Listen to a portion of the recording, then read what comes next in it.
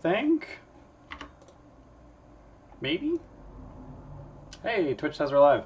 Hello. I am Ian. I am doing DM prep for the Gilded Troll Plays Baldur's Gate Descent into Avernus. We still have the DM, or the D&D Beyond overlay on. That's fine. That's not a problem. I don't feel like disabling that because it's annoying. Let me know if there's any audio issues. I'm streaming from a different computer than I normally stream from. It's Linux. OBS, Streamlabs OBS isn't available for Linux. I'm using OBS Studio, so everything's different, everything's stupid, everything's just wrong. So yeah, here's where I'm at. So give you guys an idea of where our campaign is in case you're not a normal viewer. Our players are in Avernus. They're in Hell. If you're familiar with the adventure, if you're DMing it, we've gone pretty considerably off the rails as presented in the module. So where the module has the players taking either the path of demons or the path of devils. Instead, we are following Evan-tier games. Yeah, that's it. Evan-tier games. Avernus is a sandbox. So this is a fantastic blog post. Great advice. So there's this. Is it part 2? No, here's a flow chart. So here's a big old flow chart of how they lay out Avernus as a sandbox instead of a highly linear adventure. I'm taking this and then massively modifying it. So on here, let's just open this up on its own so I can actually point at it. So my players started at Fort Knucklebone like they're supposed to, and then instead of Infernal Bounty, I actually had them go to the Wandering Emporium, which was the source of the third, what Evan-tier is calling intermediaries. So there's these 3 intermediaries that can find I forget what they call them, but the 3 people essentially who know where the Bleeding Citadel is. So at Fort Knucklebone, they learned from Mad Maggie about Red Ruth, the Bone Brambles. They learned from Gargouth and their shield about Mordenkainen at the Tower of Erm. And then from the Wandering Emporium, they learned about Mephistopheles in the Mirror of Mephistar. So the Wandering Emporium and Infernal Bounty got switched here. So that after Fort Knucklebone, after the Wandering Emporium, they headed to the Tower of Erm. They decided to talk to Mordenkainen to get this info. And then he said he needed the blood of a powerful fiend. I think I can't remember exactly how Evan-tier described the blood that was needed. But the way I described it was the blood of a Balor, or a pit fiend, or a fiend of greater power than that. Oh shit, Fast Leote, thanks for the bits. Inspiration to all the players. I don't have any audio. I don't have oh Jesus.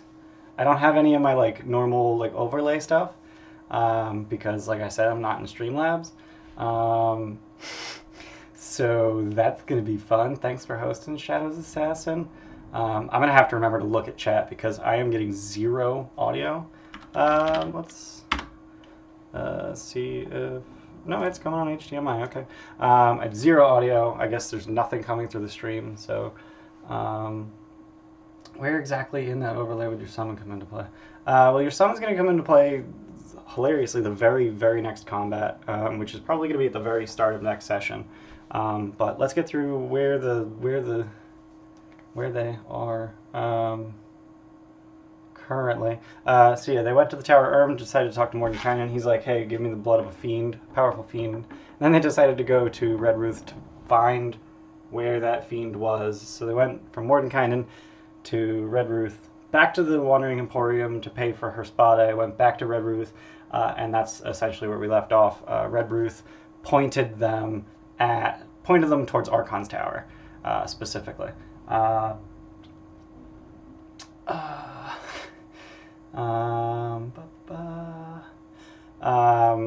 So I did put Infernal Bounty in here between the Bone Brambles and Archons Tower. So they did meet the Infernal Bounty encounter, which was the Orthon and the Erinyes. So they are at the Bone Brambles. And for some additional context, back when they were in El Terrell, they met a Hell Rider who was protecting older Raven Guard from the demons coming out of the portal.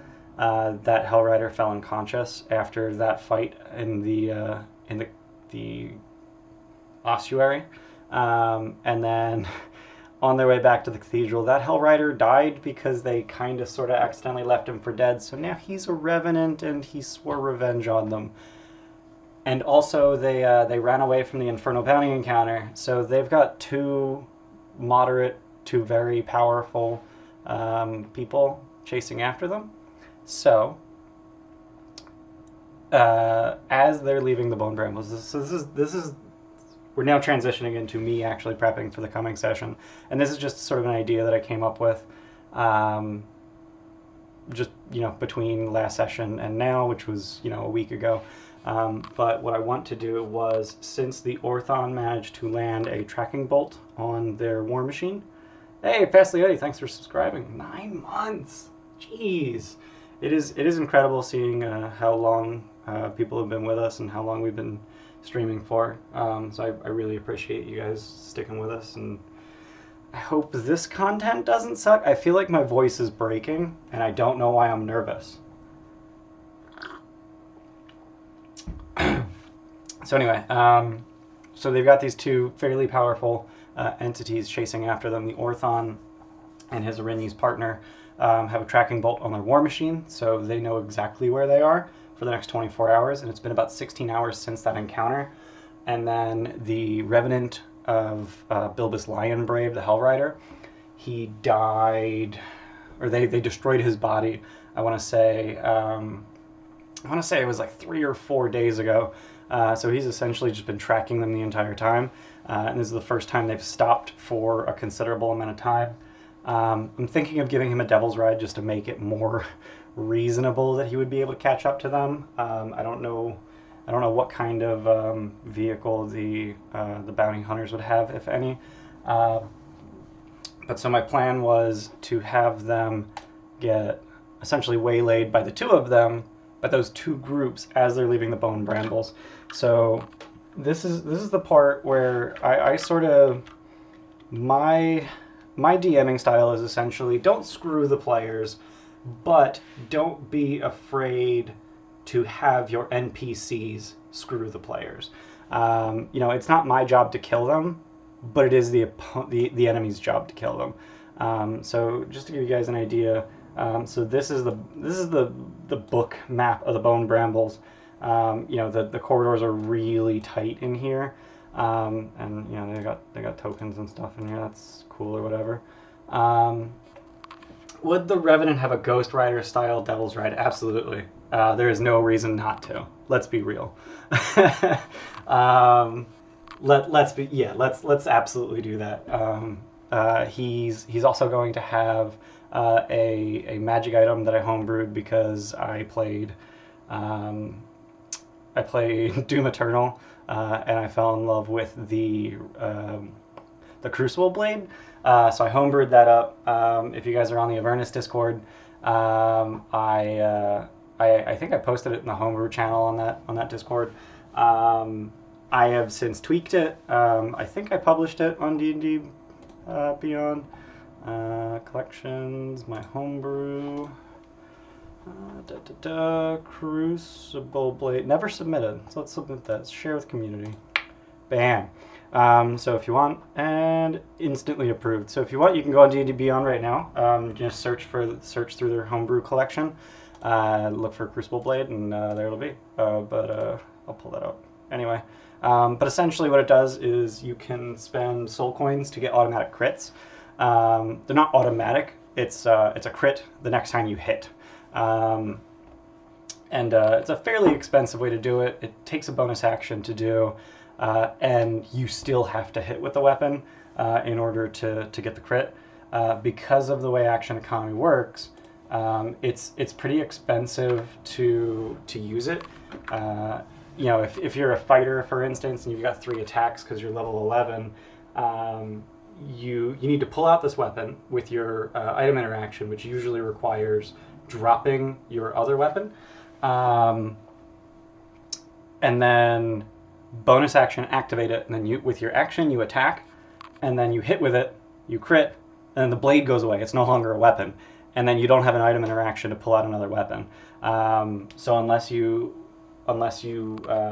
start your turn with this weapon out, it gets really expensive to use it if you have multiple attacks. But for a rogue, it's actually really effective because the rogue sneak attack gets maximized or doubled depending on what rules you're using. We use maximized. And then they also only normally get one attack per turn anyway, so it's a lot easier for a rogue to use. There is a feat, dual wielder feat allows you to draw 2 weapons anytime you would be able to draw 1, which is with your item interaction. There is no feat that allows you to swap weapons as a free action. That would be fairly ridiculous because you could swap weapons infinite times in a turn. Sup nerd, says Sean. Hi Sean, how you doing? Yes, Grave Clerics would be ridiculously effective with a Crucible Blade. Here, have vulnerability, let me crit you real quick. That would be an absolutely disgusting combo. So I'm glad I don't have a Grave Cleric in my party. And in fact, I don't think anyone even has 13 Wisdom to multiclass.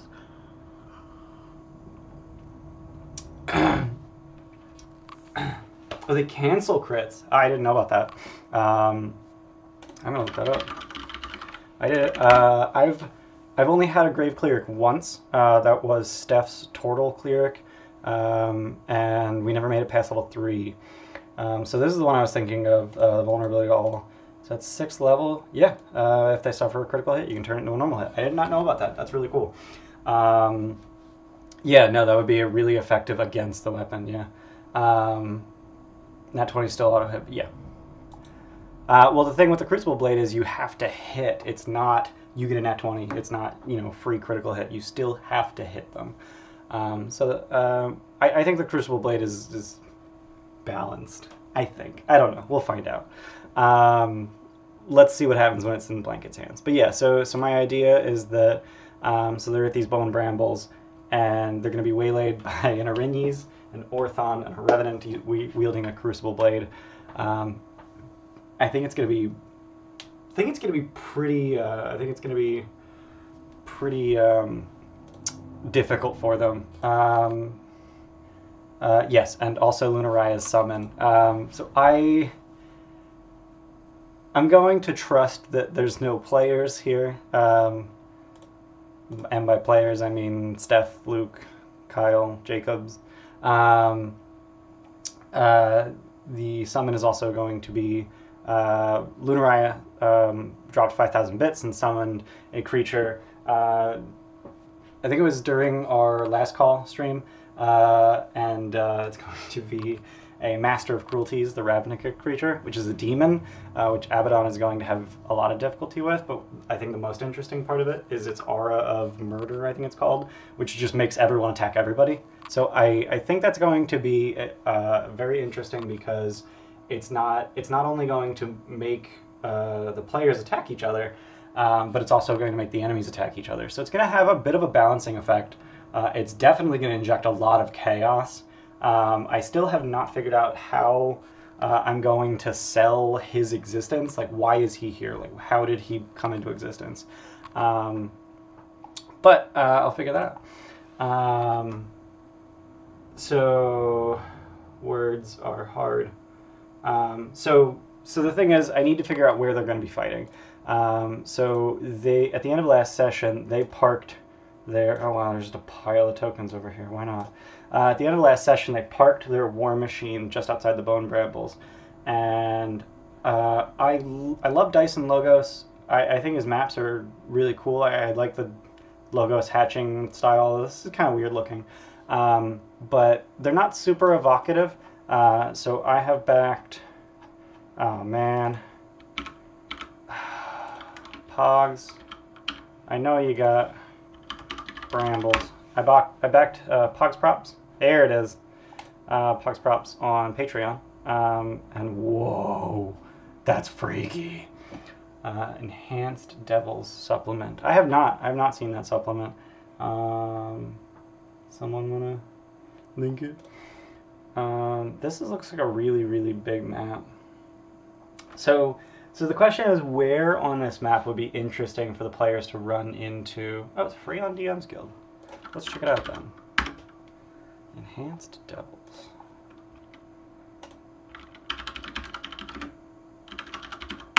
My computer really does not like... Oh, hey, look, it's Evan Tier Games. I think that means I have it because I have the Evan Tier Games. My library.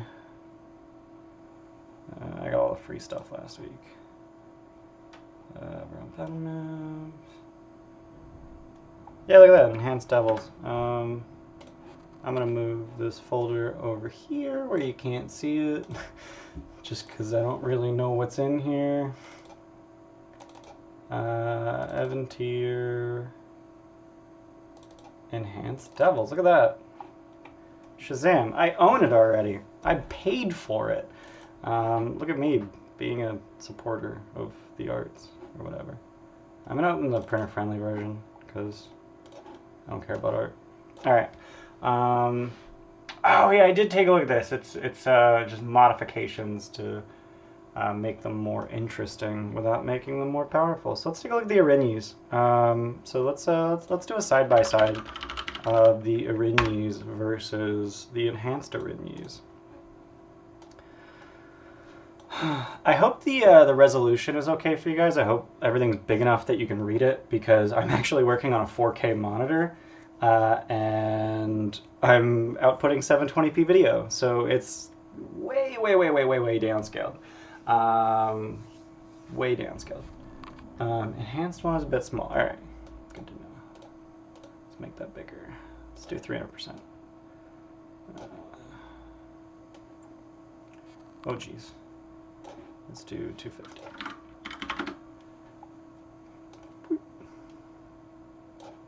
All right. Tiling is hard. All right, good enough.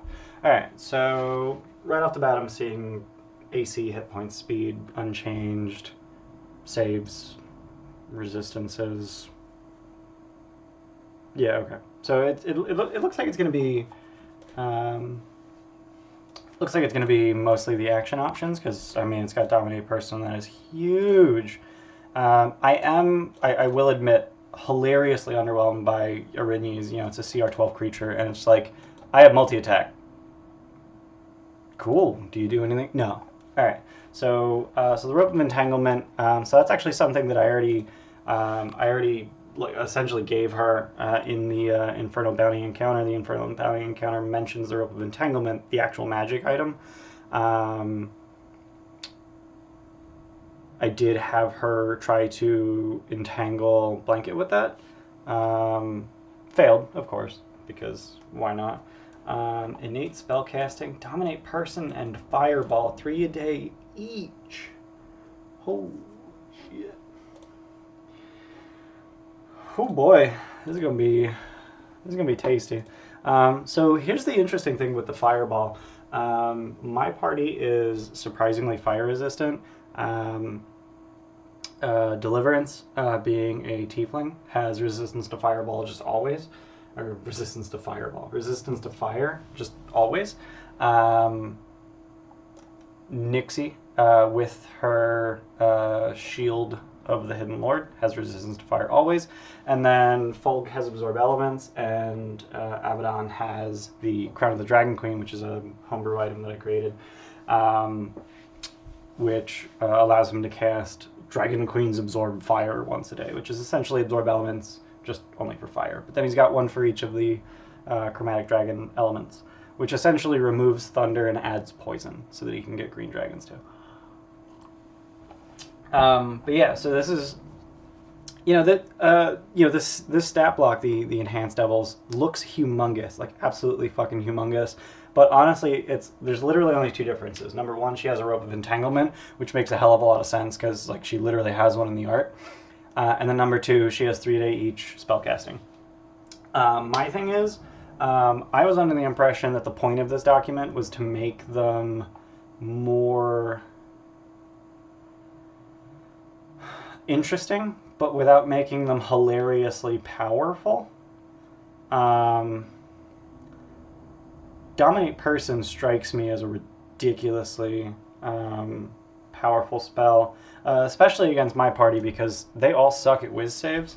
Wow, this is... Yeesh. Yeah, I mean, this might go a little crazy. I wonder if they have Orthon in here. There's no table of contents, of course not. Because Orthon is a devil, it's just not a monster manual devil. Domination only DC 20, DC 16. Yeah, I mean, it's only DC 16, but the highest whiz save modifier in the entire party is a +1, so they need a 15 or higher. So that's a 30% chance. Of course, since they're going to be fighting her when that happens, they do have advantage. Let me see what the odds of that are. Output highest one of 2d20. Boop. And then at least a 15. There's a 51% chance that they save with that advantage that the spell itself gives them. Bone Brambles TPK'd 2 of your parties. I would love to hear how that happened, because my group kind of shit on Bone Brambles a little. So yeah, I'll definitely use this enhanced Arinyes. Number one, because it has the rope that I already knew. Banshee Scream. Okay. Yeah, that makes sense. I think I had 2 fails against the Banshee Scream out of 4, and then the other 2 sort of just cleaned up. It definitely helped that Abaddon made his save, mostly thanks to his Holy Avenger, which gives him advantage on saves against spells and other magical effects. And then, yeah, Fold did fail the screen twice. And then Abaddon, with the Holy Avenger, did a hilarious amount of damage to Banshees. So, hilariously, the only thing that I would even remotely consider a TPK that I've ever had, it was an AL module. It was in Season 4, I forget which one it was, but there's a Banshee at the end of it, and I only had 3 players. 2 of them failed the Banshee save, and then the third one decided to Dimension Door out and leave the other 2 for dead, and just gave up on the adventure. So that was the closest thing I had to a TPK. Actually, I think I had 4 PCs. 3 of them failed, and then the last one Dimension Doored out. No, that's actually not true. I've had almost the same exact thing happen. Again, I had a group of 3. This was a tier 3 adventure, and 2 of them got Feeble Mind Plane Shifted, which is a disgusting combo. Heat Metal would be disgusting on a Holy Avenger. Yeah, that would be pretty neat. I'll have to keep that in mind. So yeah, let's see if there's an Orthon in here, because, you know, that's the other... Nope, just the Monster Manual Devils. Lemure, Imp, Spine Devil, Bearded Devil, Barb Devil, Chain Devil, Bone Devil, Horn Devil, Arinyes, Ice, Pitching. Yeah, so this is just the Monster Manual Devils. Qualish was kind of a TPK, you're right. I apparently have a lot of adventures where, you know, 1 or 2 or 3 of the party members die, and then the rest are just like, no, we're gonna give up. Apparently that happens to me a lot. So anyway, back on track. So we're at the Bone Brambles, and I want to know where in here would be interesting. So first of all, let's can I make this open in a new tab? Yeah. All right. So let's make this bigger. So let's just take a real good look at this. So in the middle is Red Ruth's whatchamacallit. And we've been super willy-nilly about where exactly the players are. So I could literally just decide where they are on here. I am not beholden to this map as much as the book might want me to be. I'm not beholden to this map. So, you know, where the book wants, you know, you follow here and over here and then out this mouth. So, you know, in theory, you're supposed to end up out here. Absolutely not necessary. There's no need for me to do that. But what I could do, or rather, what I can do, is I can pick literally any point on this map. I can make my own map. It doesn't matter. I do think that something that I want is either a 3 or a 4-way intersection so that they can get pincered. So I see that there's a 4-way intersection here. a three-way intersection would mean that their only option is essentially to go back the way they came. A four-way intersection gives them two options. They can go back the way they came or go the one way that there aren't any enemies, unless between the three enemies, actually there's going to be a total of four enemies. So realistically they could have, they could cover, you know, up to four exits from the intersection. But what Lunaraya is saying is the best place would be the northern exit up here, because I'm guessing someone could hide in here and then follow them.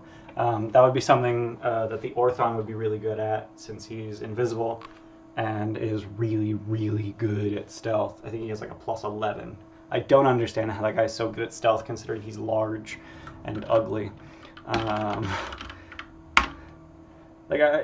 He's large, right? He's large. He looks like a bull. How is this dude at +11 stealth? Like, I get he has expertise, but like, what the fuck? Ooh, ends if he makes an attack roll or is hit by an attack. That is interesting. Huh. So it's like he has -20 concentration. That's kind of interesting. Bred to be the perfect Fiendish bounty hunters. Yeah, I get that, but he's huge and he's got like 4 toes and like I don't know how this guy walks without just like gadong gadong. But yeah, not a big deal. So the problem with using this map, like this map is beautiful. This map looks really cool, but the problem with using it is essentially that like it's gonna be magically silencing his footfalls. Why didn't I think of that? 4 toes are perfect for tiptoeing. The problem with using this map is I know that combat is going to go off of the map, which means that there's going to be this like jarring disconnect between beautiful map and not beautiful map. So as much as I'd like to use this map, not gonna. So I'm just going to end up using this. So first of all, we're on roll 20. Let's make this map bigger. So I do think I want to go with Lunaraya's suggestion of using the top area. So let's increase the height here. Let's increase it by like 12 or something. And of course it decides to add extra space at the bottom instead of the top because Roll20 hates me. The next thing I want to do is I'm going to go to the GM info overlay and just fucking delete everything. I don't need this shit. I don't need any of this. I don't need these numbers. I don't know. And then we're going to go to the map background layer and we're just going to move this down a bunch. I'm just going to move it all the way down. And then dynamic lighting. Oh dear lord. I don't know what I'm looking at. Can I just... Okay, thank god. I can just delete everything. Cool. I just deleted all of that. Cool. I didn't even know that existed. Tokens. Get rid of Ruth. Don't need her. Go back to the GM info overlay. Delete this guy. Cool. Don't need any of that. Don't need it.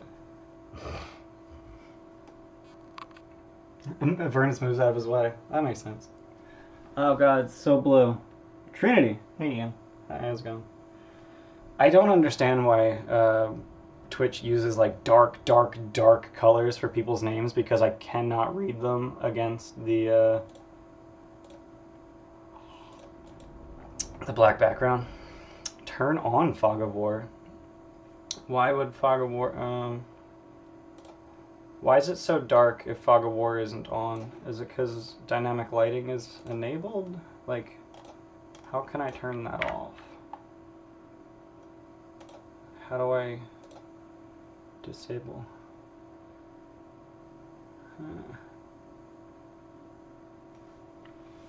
Place a player token. I mean, okay. Pop. Characters. That didn't help. Like, I don't want to... Oh, I put him on the dynamic lighting layer. That doesn't make any sense. Layer. Token. There's still shit here. Go away. Right, tokens. I'm bad at Roll20, in case that wasn't obvious. Like, can I just give him light or something? Dynamic lighting. But like, everything's off. I don't understand. Oh, you know what? It's probably in here. If I go here, Page settings. Haha! Womp. There we go, everything lights up. Alright, there we go. Okay, so, yeah, alright. So what's really cool is I don't need to put the players' war machines in here because they buried their war machines because they're smart. So basically, let's just throw these guys in a grid. They can decide what their marching order is. And here's the other thing I want to do. I hate super narrow spots like this. It's uninteresting. It's difficult to deal with. And it's honestly just a pain in the ass. So here's what I'm going to do. I'm going to take this map. I'm going to set dimensions. And I'm literally just going to double it. So that each of these squares... Whoa, forgot to double the other dimension. 40, 60. One. Alright. So I just doubled everything. Everything's twice as wide. Yeah, I'm still seeing it super dark. Try putting a character in, turn layer, roll time. Jesus. Try just not being... Chat's moving way faster than I'm missing so much. Slippers of silence.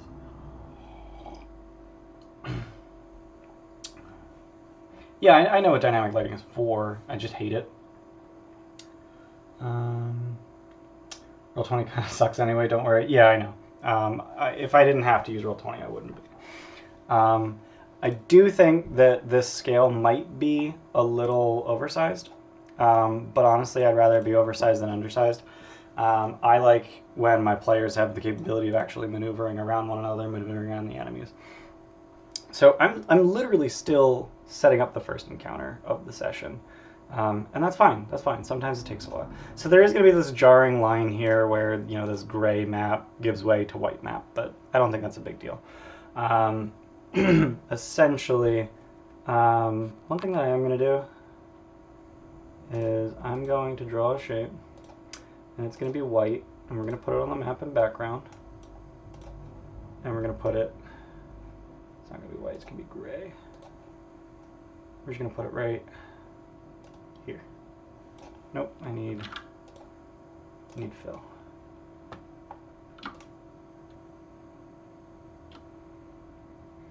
And that's way too dark. Did I drop? Of course not. Of course I don't. Alright, whatever. I was gonna just make it like clearer that, you know, there's obviously somewhere they could have come from. Yeah, fuck it. Yeah, it's, even if it doesn't match perfectly. Bam. Did you just disappear? Oh, there we go. Yeah, I mean, like, whatever. It's there. So let's go back to the token layer. So we've got these guys, and then I need to throw some enemies in here. So we're going to put the Orthon. We're going to put the Orthon hiding around the corner. Where's my Orthon? Right, I don't have an Orthon because Wizards of the Coast has this boner for... I have an erasure tool? Really? How do I do that? I don't think so. I don't know, whatever. I'm not trying. I would love an Orthon token. I would absolutely love an Orthon token. I might have already uploaded one for the last time they fought an Orthon. The fuck are my uploads? Here we go. No, I don't have an Orthon token. You steal the Orthon token from 5e tools. Someone just linked me. Oh, beautiful. That works. .webp? What the fuck is a web? No, I want, it's a ping. I want the ping. Give me a ping. Just gonna rename it ping. See if it works. Might work. Upload. Download. Orthon. Maybe that'll work. What do I know? Thanks, Luna Ryan. Hey, look, I have an Orthon. Alright, let's get rid of this upload window. So let's toss an Orthon. Whoop. And he's large, so he's going to be here. And here's another reason that I wanted to make this bigger, is because I knew I'd have the Orthon like coming up behind them. So I'm going to put him here.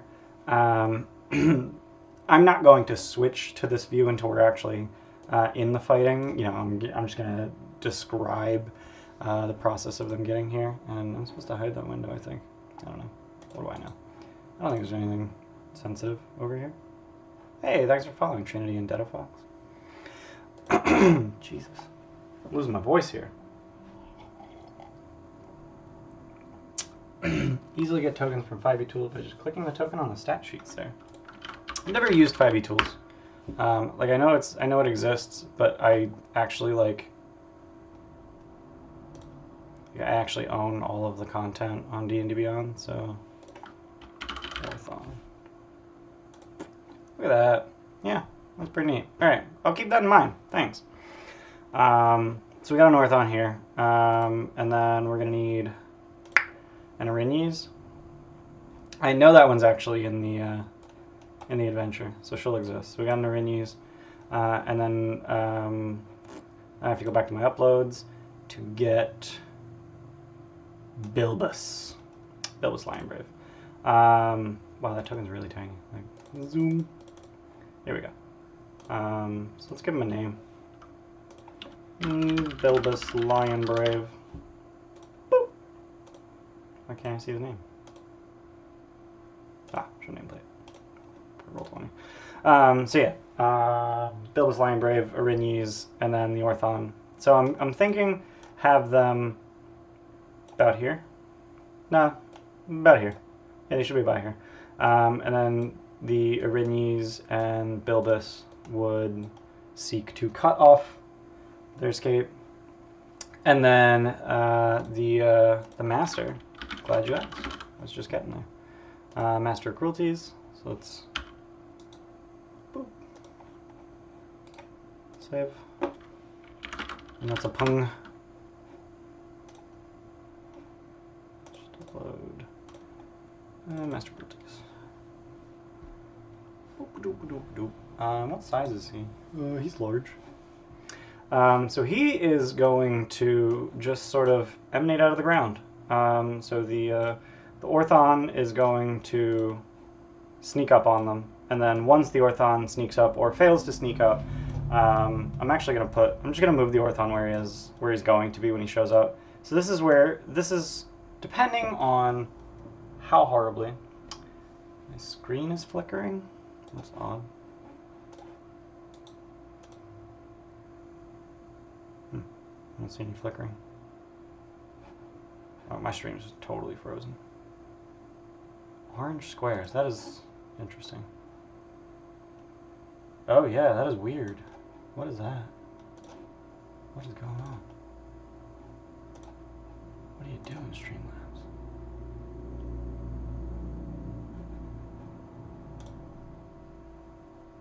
Seems to have resolved itself, maybe?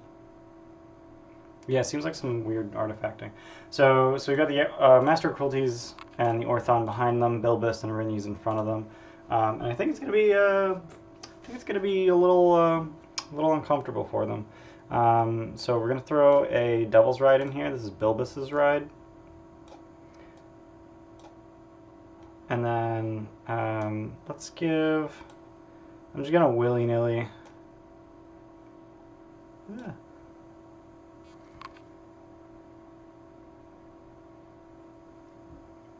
Start up again as soon as I stopped messing with OBS. So OBS is only okay while it has focus. Well, that's dumb. And this is why I don't use OBS. Might be 5e tools? I think I closed 5e tools, didn't I? Yeah, I closed 5e tools. Yeah. Oh. Yeah, 5e tools is closed. So Bilbus has his War Machine, and I'm just going to say that the Erinyes and the Orthon share a Tormentor. So let's spin this guy around. Make him bigger. If I recall correctly, Tormentor is huge. Let's call it 3x5. That works. So the Erinyes and the Orthon park their Tormentor over here. And then just for... And I have these on the token layer, which is incorrect. Let's move these to the map layer. And then We're going to throw a demon grinder on the map to represent the player's vehicle.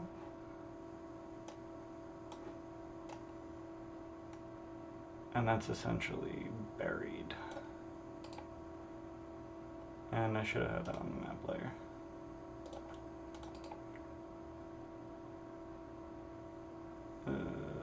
To back. There we go. Oh, Jesus. That's... Wow. So, to back. There we go. I feel like there's a way to make this... Players forgot to put the Tormentor on the map layer.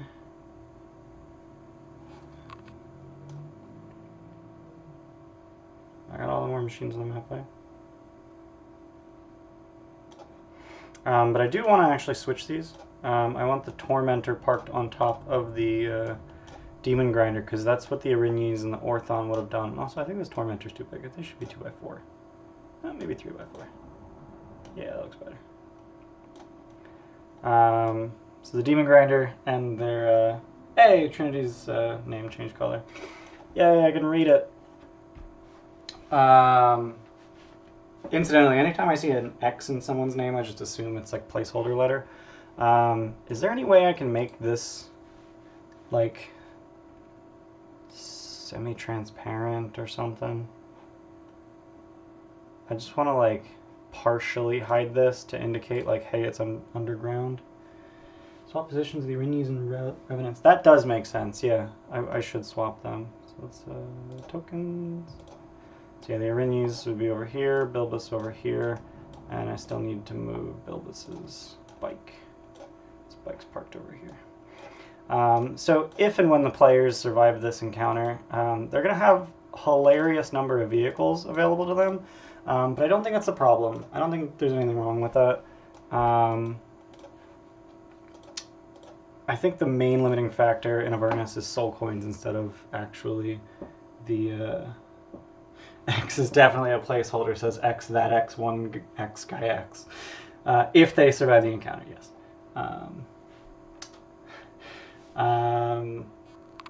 Yeah, so I think this is done. Like, honestly, like, I can fiddle with it while we're at the table, but, like, this is essentially what I wanted. I wanted an encounter as they're leaving the Bone Brambles, where they get attacked by the Erinyes and the Orthon that they ran away from. They get attacked by the Revenant they ran away from. And then, you know, they just get attacked again. That artifacting is really weird. Like, I'm looking over at OBS and it's just fucky looking. But I don't know what to do about it, so I'm sorry. Yeah, this is going to be really interesting. So the thing that I need to do now is I really need to review what they're capable of. And I'll keep in mind what the... I'll keep in mind the enhanced Erinyes. But essentially, you know, she's going to be easily the most straightforward, interestingly enough. So she's got Dominate Person, she's got Fireball 3 times a day. Can I enhance Orthon? No, I can't. There was no Orthon in the Enhanced Devils document because they only had the Monster Manual Devils and nothing from Mordenkainen's Foam of Toes. But the Orthon, I think, is actually like significantly more complicated. Like, he's definitely already enhanced because he's got these 6 different bolts that he has to... Enhanced Devils is a supplement. It's available on DM's Guild. It's made by Evan Tier Games. Check it out. It's pretty cool. Oh, there is a rope variant of Erinyes. Let's check that out. I can't spell. Erinyes variant. Rope variant. Cool. Look at that. Rope entanglement. Neato. Ooh, it can use the rope in place of 2 of the attacks. Okay, that's good to know. So, yes. Mordenkainen's Foam of Toes. It's a joke I've seen here and there. So I think the Erinyes is going to be by far the most straightforward. It's just she hits things, she fireballs things. Interestingly, she has True Sight. Oh, this brings up a good topic. So the last time the players were... Actually, this was a while ago, back when they were in El Terrell. The players were, I want to say level 6, and they fought some Black Abishai. And the Black Abishai cast Darkness, and it fucked their shit up. Nixie has since taken 2 levels in Warlock and got the Devil's Sight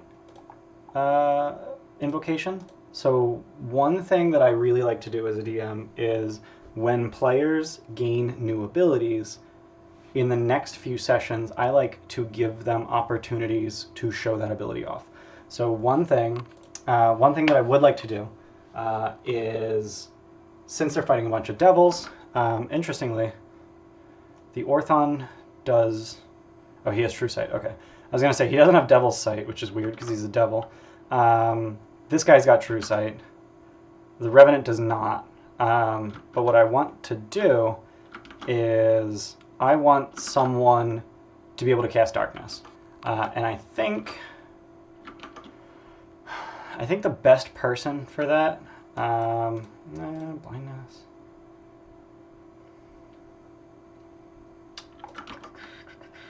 Who would be the best for that? I think it's probably the Erinyes would be best for Darkness, but she might be using her concentration for... She might be using her concentration for Dominate Person, although how likely is that actually to stick? The Revenant is... I feel like the Revenant's the least likely to be the one to cast Darkness, because he's the only one who can't see through it. The Master of Cruelties, the Orthon, the Erinyes, they all have True Sight. So they can all see through magical darkness. But the Revenant, he's got Dark Vision, but he doesn't have Devil's Sight. He doesn't have True Sight. So he would not be able to see through darkness. Yeah, I think I agree with the Orthon being the one to use Darkness. I'm thinking instead of a Blindness Bolt, he would have a Darkness Bolt. The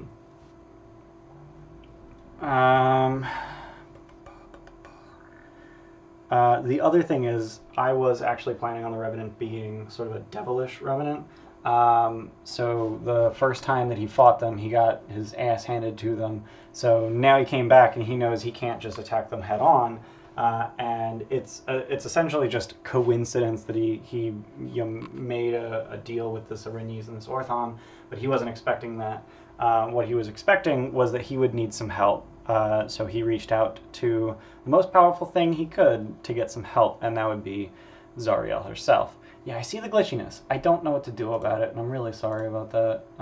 It's literally just screen capturing. Let's flicker that. No, that didn't do anything. Let's check settings. Video. Nope. Output. Encoder. This might break things, but it might fix things. Who knows?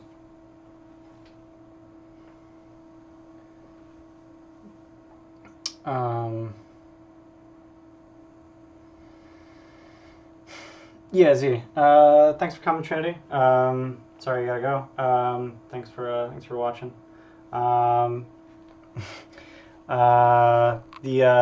Z. That's essentially what I was thinking with the blindness bolt. Instead of inflicting blindness on whoever he hits, it would essentially be hit or miss.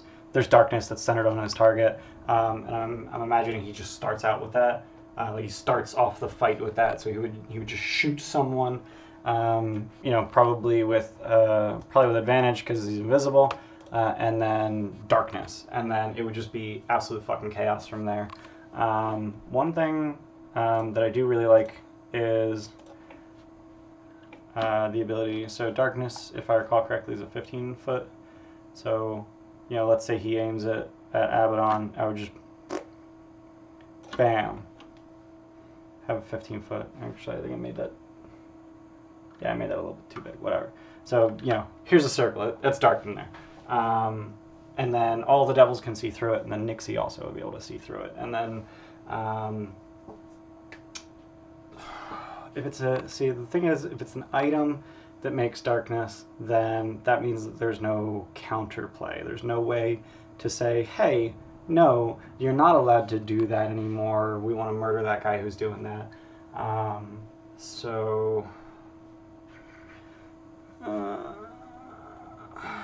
See, it's tough. Precast spell.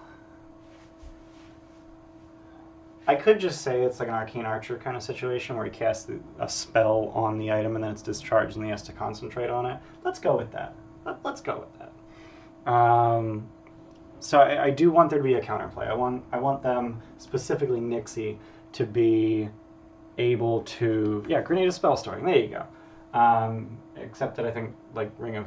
Yeah, Grenade of Spell Storing, sure.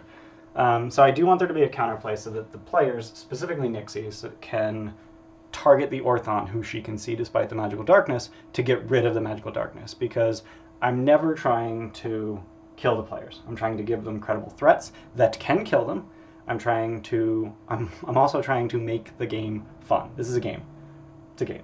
I'm trying to make the game fun for all the players. So let's go with that. I think I'm done here. So Orthon's got a bunch of abilities. I don't think he's going to be using the Tracking Bolt again because it's really hard to... I'm actually a little upset that he does have 21 con. Yeah, no, absolutely. He's got +9 con saves. They're going to have to hit him really hard to get him to lose concentration. Or they literally just murder him and then, you know, he auto loses concentration because he's dead. Or they stun him, or they incapacitate him, or they paralyze him. Something. Get rid of concentration by murdering the shit out of the guy. Yeah, stash the item. That'd be pretty cool. Yeah, counterplays. But yeah, so Orthon goes down, darkness goes down, or you know, stuff like that. Ooh, Orthon's immune to charms, which means Aura Bloodlust? No, Aura Bloodlust works even if you're immune to charm. Captivating Presence, on the other hand, does not work.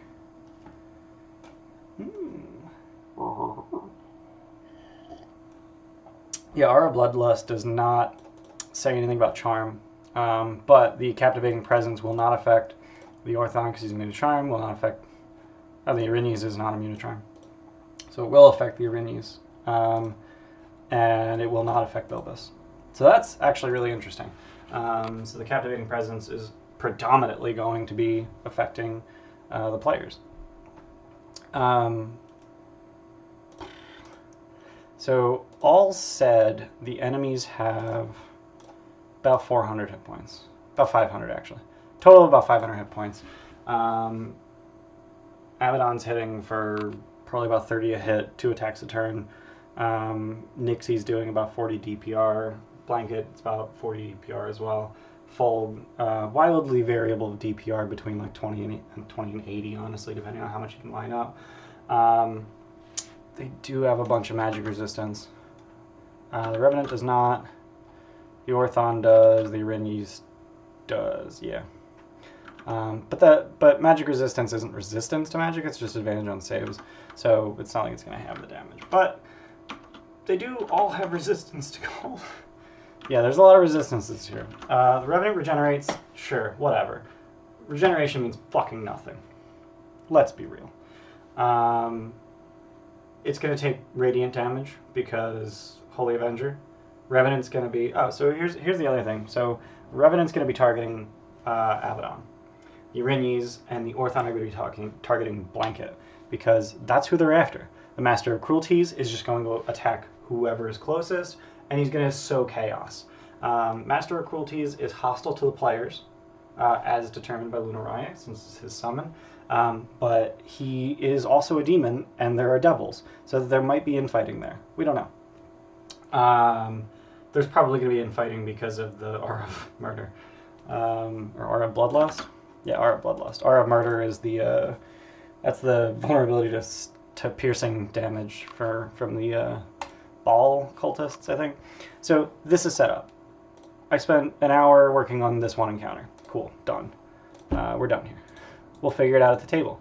You know, I know what each of the monsters wants. I know what they're generally going to be doing, and we'll react, you know, as we do.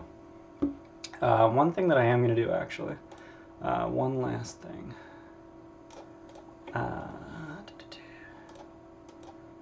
I'm going to turn on Fog of War, and I'm going to reveal... Oops. Oh, goddammit. Hide area. I'm going to reveal this. I'm essentially going to say, arrange your dudes. ranger dudes in here, and then once they do, I will completely reveal the entire map and then go, hey, okay, so here's what's going on. But I want to give them an opportunity to arrange their dudes, give them marching order, etc. Yeah, so here's the other thing that I wanted to do. I wanted to make a token for Nixie's turret. I don't know.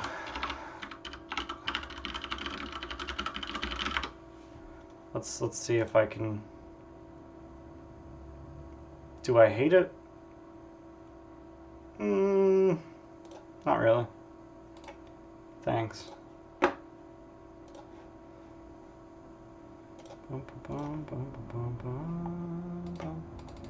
Open with GIMP. And here I'll show you guys how I make tokens. It's probably garbage, but whatever.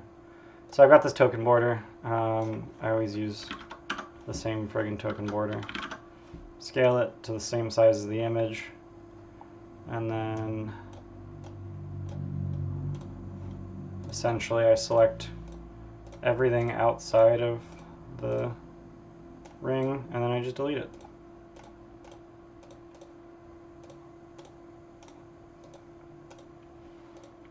Deleted. Alright, cool, we got a turret token.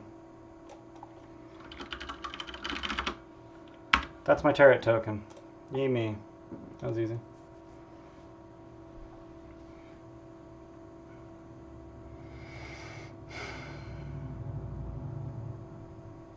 Z, you're gonna have to be a little more specific on what I'm talking about. Turret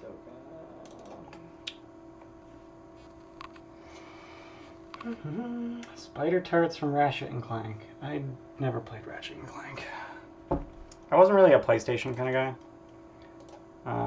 So we're gonna throw turret token on here. And I am not missed. Okay, so turret token, and then we're gonna hit controlled by stuff. And then Nixie turret. Show nameplate, and it's got 30 hit points. There. Alright. So that's the last thing. Person who's doing a bunch of hand drawing, posting them. Oh. That was, oh god. Names are hard. I'm really bad at names. Jigamarrow. Let me see. Let me scroll through it. Scroll back. So, we do have the I Made This channel on our Discord. Oh, yeah. That's very tank and not very turret. It's not like a walkie turret. It's a tank. It's cool as hell, but I don't think it's appropriate, unfortunately. Alright. But yeah, so we got a turret. Alright, so back to prep. So now that we've got that scene, so this is essentially how I prep. I look at where the players are right now. I think what's going to happen as an immediate consequence of the last thing that they did, and I like to leave off on a session where I know that I will have an opportunity to think and make things interesting. And I never would have been able to come up with this encounter during the session. They had just seen the bounty hunters. And maybe I would remember, yeah, the bounty hunters will catch up to them and they fight them on the way out. But I never would have come up with, oh yeah, Bilbos catches up too. So I don't know if I actually explained this, but Bilbos, so the bounty hunters show up, and the bounty hunters know exactly where the war machine is. They don't know where the players are. They don't know where the PCs are. So they decide, well, this thing's clearly buried under the ground. They're going to come back for it. They didn't just abandon it. They buried it. They hid it. So they're going to come back for it. So they camp out. And Bilbos knows exactly where the PCs are, but not where the war machine is. But he shows up outside the bone brambles and sees the Erinyes and the Orthon. And I'm not going to bother deciding exactly what that conversation looked like, because it doesn't matter. At some point, Bilbis realizes this is a fucking maze. I know the straight line distance to them, but I don't know how to get there. But they know some stuff, probably. They have a conversation. They come to an agreement. Hey, let's just fuck people up. So they come to an agreement to fuck them up together. And that's as far as I'm going with that. So the bounty hunters follow on their tormentor. Bilbis got a devil's ride somehow. And that may or may not be revealed to be, hey, he's making deals with Zariel because he really wants them dead. This dude is Master of Cruelty is a mercenary since he's from Ravnica. He doesn't really have a part in the war. I'm not really super willing to entertain the idea that Ravnica exists in this context. Like, I'm happy to use the monster. I really like that. I actually really enjoy that card from Magic the Gathering. But I feel like if Ravnica is mentioned in game, it opens a whole can of worms that I don't want to get into. He's a demon. They're devils. He's here to sow chaos and spill blood. He's hostile to the players. Chances are his aura is going to hit some devils. Devils are going to hit some other devils. They're not going to like it, and they might hit him back. We'll see what happens. The devils aren't dumb. They're not going to just attack the demon who is barely affecting them when there's PCs who very, very much want to kill them.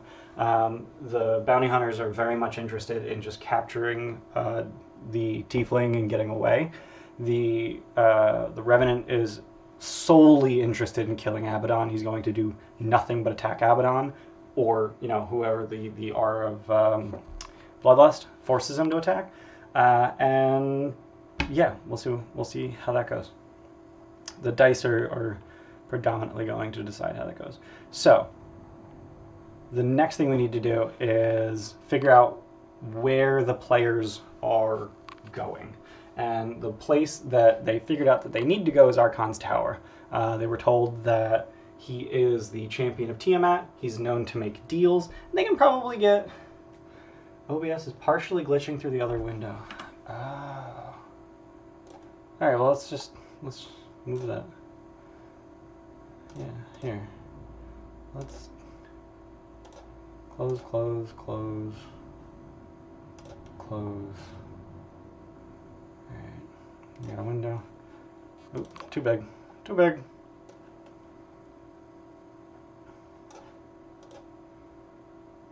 Alright, now that nothing is tiled. And I'm still getting glitching. It's only on this window, the chat window. That's really weird.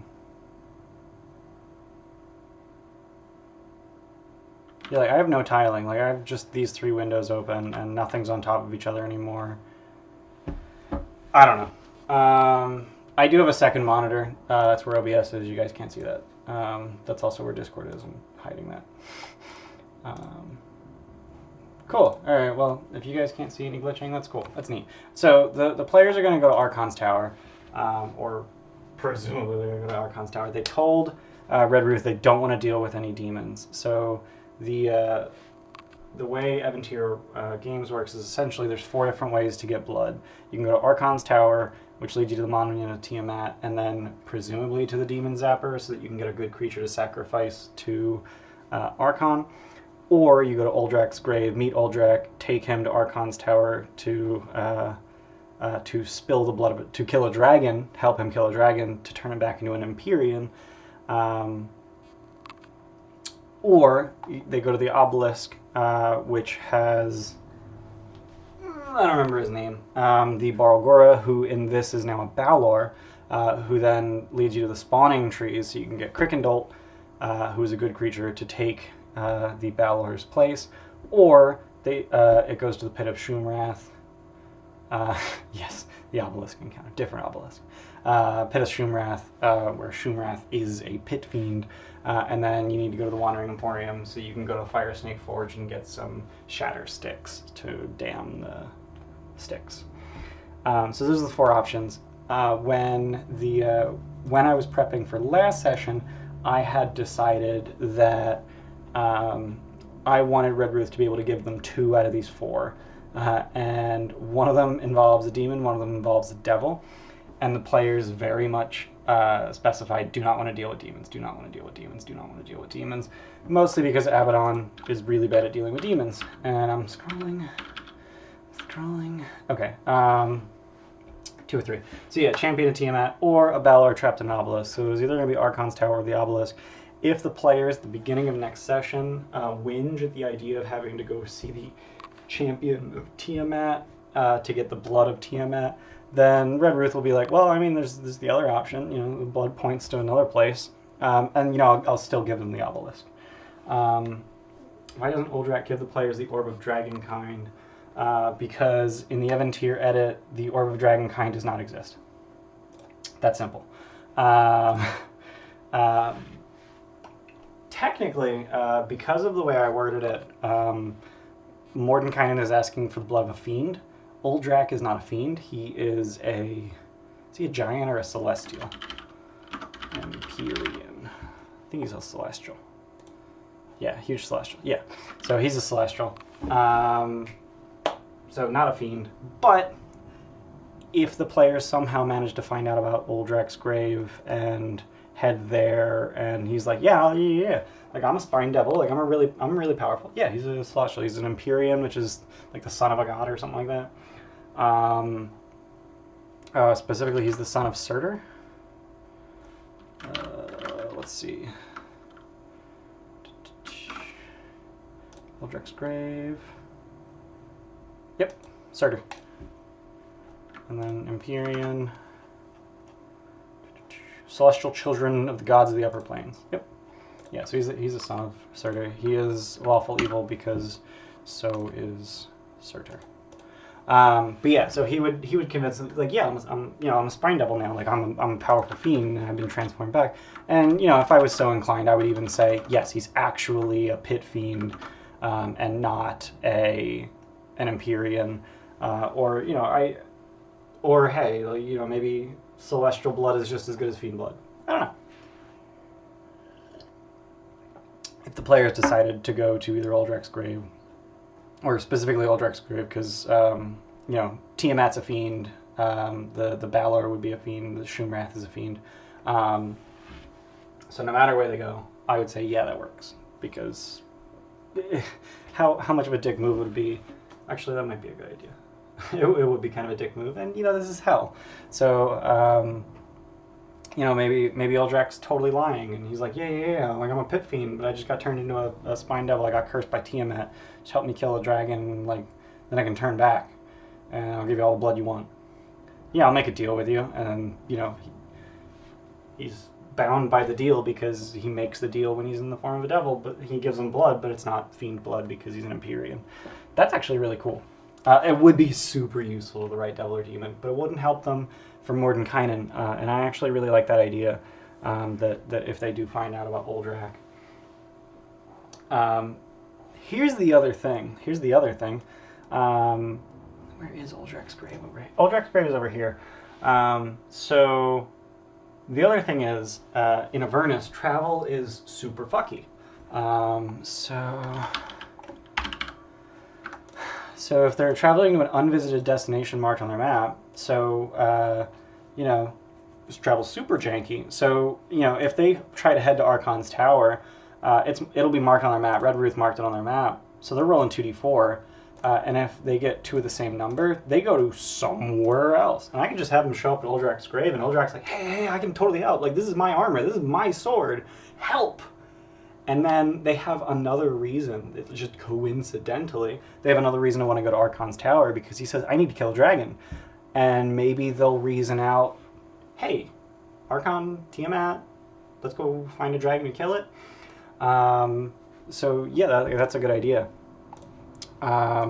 And then the Obelisk, the Pit of Shroom, super straightforward. But then these two are like really tied in together. Obviously, Uldrak's grave goes to Archons Tower. Archons Tower goes to the Monument of Tiamat, goes to the Demon Zapper. And here's the thing. I've read through this once. I really don't know what it is. So I know he's got I know he's got Krull, Hand of Vecna, I vaguely know the background of him getting the Hand of Vecna because I am not a Critical Role fan, but 50 skeletons and 30 zombies. Adult white dragon Obatala. Okay, so the dragon roars to alert Crawl. So as soon as they show up, there's a dragon just standing on top of the tower, and like this is stupid obvious to them. They're like, oh hey, look, there's a dragon. We can kill that if they do end up bringing Uldrak with them. So I have decided that if they're trying to travel to Archons Tower. So here's the thing: if they decide to travel to Archons Tower, they know that they are here at the Bone Brambles, and they know that Archons Tower is over here, up on this hill. And it's across the River Styx. Here's the fun thing. Avernus doesn't give a shit. But they're going to start worrying about getting across the River Styx, and they might go like way out of their way, which gives me even more opportunities to fiddle, or for them to fail at their navigation and end up in the wrong place. And I think that's what's really interesting about Avernus is, even as written with the Path of Devils and the Path of Demons, it feels like it's super linear when you're reading it, but because of this percent chance of failing and ending up somewhere else, it's very easy to... Where's my viewers? Let's see how many viewers I have right now. It's not scrolling. 14 viewers. Wow, there's 14 people watching. 14 people watch me talk at a computer screen. That's neat. So given how many chances there are to fail at navigating, you can just end up at the completely wrong place and just end up jumping from one point on one path to like halfway down the other path. So it feels super linear, but it ends up being less linear. Is Archon going to be Macho Man Randy Savage? I had not actually planned what his voice was going to be, but now that you've given me that suggestion, it is going to be stuck in my head, and I won't be able to do anything else. So thanks, Shadows. Yes, Archon is Macho Man Randy Savage. Yep, it's canon. My voice is, my Macho Man voice is probably terrible, but if he ever lands a crit, there will be much oh yeah. Oh yeah! But here's the thing: they might not even meet Archon. Like I said, like if they fail the check, they end up meeting Uldrak. They just go to Archon's Tower. They fight Krull. They fight Obatala. They fight some ghouls. Whatever. Under no circumstances, Krull allow intruders to enter the tower. So here's the thing, 9-story tower, they don't even describe it, but that's where Pogs Props comes in, because Pogs Props is doing Archon's Tower.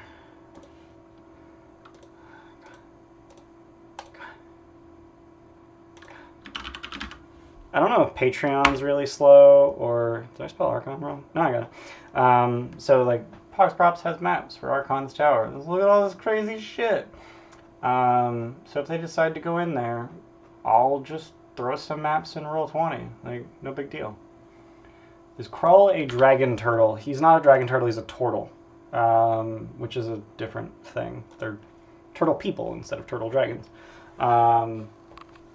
He's cool. He's cool. Oh yeah is also the Kool-Aid guy. It's a very generic phrase. Come on, Andy. Come on.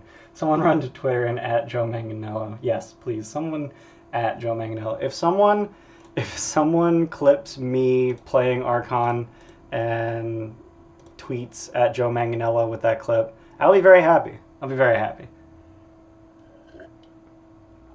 Especially if Joe Manganello actually replies. So we've got Krull. I'm not even gonna look at his stat block because like he's a cleric. He does cleric things. I don't know. Fuck whatever. Divine Word's nasty. That one's nasty. The Minotaur is really cool. Torrigar is really neat. Too bad he's a fucking bitch. Like seriously, Torrigar is a pushover. He's not even a threat. Like he hits with his scimitars. Woo. Will ghouls even be a threat? Absolutely not. But they are damage soaks because what ends up happening Action economy, yeah. What ends up happening with like if they decide to fight Krull and Obatala, and then there's ghouls, they got 12 AC, 22 hit points, but yeah, let's just drop an attribute. But with the ghouls can threaten opportunity attacks. The ghouls can soak damage. Between the four of them, there's a total of 88 hit points, which gives Krull and Obatala essentially another round to kill things, another round to deal damage. I'm not seeing anything about like additional like reinforcements. Like I know there's more dragons inside. Yep, a young black dragon, young blue dragon, young green dragon, and red dragon, wormling. I hate how it says nicknamed Flash, but they don't tell me what his actual name is. So that's kind of annoying. Towers filled with laboratories, Morgans, and dragon hatcheries might contain like at your discretion, like 9 levels of tower, and they're like, I don't know, figure it out. If they convince Krull to lead them to Archon, then they'll go to Monument to Tiamat. Does he just go? I'm guessing he takes the ghouls with him. Flash the Red Dragon is a Flash superhero reference. Really? Okay. I'll buy it. And then they're just like, here, have Archon's stat block. Characters can also stake out Archon's Tower and wait his return. He reacts here as does, except he can't summon Asajana. Alright. Red suit. Yeah, I know Flash has a red suit. I'm not that against DC. I flashed red. Is that enough to make a reference? So one thing I keep forgetting to do is I keep forgetting to read these cool cartographer things the map just says at the players when they arrive at a place. What's the Bone Bramble say? Yeah, that would have been really cool. That would have made them feel very differently about talking to Red Ruth. So I'll try to remember to say these things when they get there. So when they arrive at the monument, some read-aloud text about a big dragon skull, which, yeah, duh, it's right here. Tunnel to the back leads to the lair. Military tent pitched among the bones. Parked next to his two-wheeled in front. Okay, so he's got a devil's ride. Yep. Abishai of all colors nest in the caves. White Abishai pour forth to counter assault or invasion. So if they attack Archon, essentially what it's going to be is they get like 2 to 3 rounds before swarms of Abishai come out, and then they'll probably just hop on their war machines and fuck right off. Torrigar is... Where is Torrigar? Where? Oh, he's in the tent with his Manticore, Chango, and Torrigar. Alright. Archon probably has a garage for his ride. It says it's literally just parked outside, parked next to the tent. I do think that there's going to be a basement underneath the tent, because that's definitely how tents work. That's going to be his, it's going to be Archon the Cruel's Memorial Dungeon. Bonus points if you guys catch that reference. If you run blindly into Avernus with your rides, where do you end up? Wherever the DM wants you to end up, basically. Pretty much. You end up wherever the hell the DM wants. So he's inside the tent. This is the monument to commune with. This is Queen. 12 Abishai at the camp. Wow, okay. So there's going to be like overwhelming force at the monument to Tiamat, so the players probably won't decide to fight things unless they literally have a fully powered Uldrak with them. Even then, I've read that Uldrak gets he gets his ass handed to him by Archon. So Archon is not playing around. CR 16, 3 attacks, D8 plus 12, Jesus. Plus 2D8. Wow, so he's doing 3d8 plus 12 per hit, and extra damage on crits. And then, of course, he's got Branding Smite if he wants to do some extra damage. Fucking Revivify for when Krull dies. Yeah, I mean, the Hand of Ekn is absolutely disgusting, because he's got Finger of Death, he's got Teleport if he, like, if he's starting to lose, he just teleports out, and he takes, as many people as he can. 8 willing creatures of your choice that you can see within range, which is 10 feet, okay. So he just takes anyone who's near him. They just teleport out. yeah, like trying to kill Archon's gonna be, it would be really stupid. But essentially, so my main question here essentially is like, what would convince is willing if they have something valuable in their possession, such as the Dragonkind. So that's the thing. They don't have that. They're not going to have that. I don't want part 3. I want part 2.